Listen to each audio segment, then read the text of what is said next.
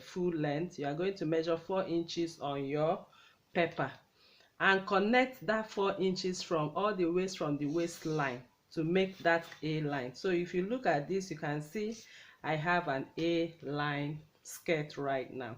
So this is all you need for that, what you have on that drawing. So I'm going to cut now. Remember, there's no seam allowance added to it. So after which you add your seam allowance on your fabric. So what you have me draft here is the front part. The front part is where you have the kissing pleat. Please take note. But when drafting the back, all you need to do is to fold in this pleat this way and place like this on your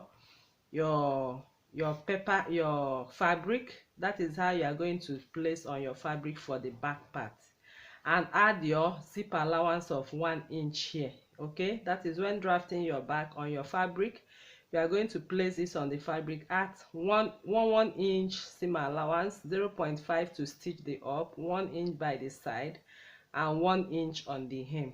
Okay, so I'm cutting off the full length line. So this is the pattern for the back now. As you see me fold it, this is what you are going to draft cut for the back. Then if you open it, that is what you are going to cut for the front. So now you can see this is the center front. I have made a mark for it. Now I open up my paper, and once I open up my paper, I'm going to divide this 8 inches by 2. And if I divide this 8 inches by 2, this is what I get. If I divide it by 2, this is my mark of my center point.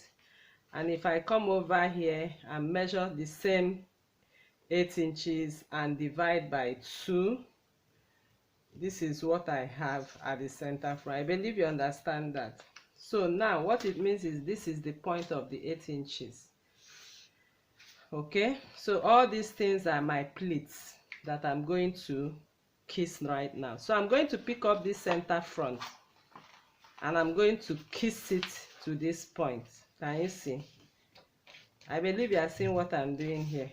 Now I'm going to pick up this point, now the half of it, and I'm going to kiss it. Can you see? So you see the pleat right now has shown itself, what you are seeing on that picture. Okay, so you can decide, because I saw that the pleat was not really kissing, it gave some gap. There are some gap to it, so you can just shift it a little.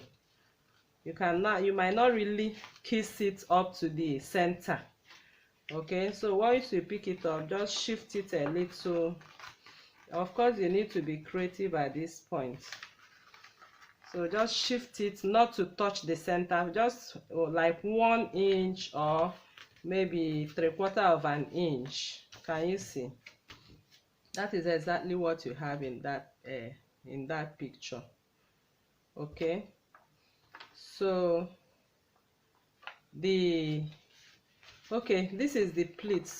I'm sorry about that. This line is the kissing pleat line. Please, I'm sorry. That is where we are supposed to start kissing. Sorry about that. Sorry. Please take note of this. We are folding from the kissing, from the line we made. That is where the kissing pleat. And you give a gap of like 1 inch. Okay, you can give a gap of 1 inch because this is the center front, and the kissing pleat did not kiss. If you look at that picture, well, it did not really kiss well. It gave a little gap. So since it gave a little gap, this is what you have. Can you see? Let me face it this way for you to see. So you can see this is what you have on that picture. So right now you are going to stitch. Once you measure back what you have here, you see you have your waistline. Okay, the part that is 8 inches has been kissed, and you have your waistline come back to you. So this is how your front part, and now you are going to join it to the upper bodice and stitch to the back pattern. Remember, the back pattern was only this part, so you cut twice of it and stitch like that. I believe you understand this illustration. Okay, so this is what you have right now, and this is how the back is going to be. you have a kiss pleat in front and a box pleat at the back. Okay, all right, so that is it. So you can now cut on your fabric and add your seam allowances.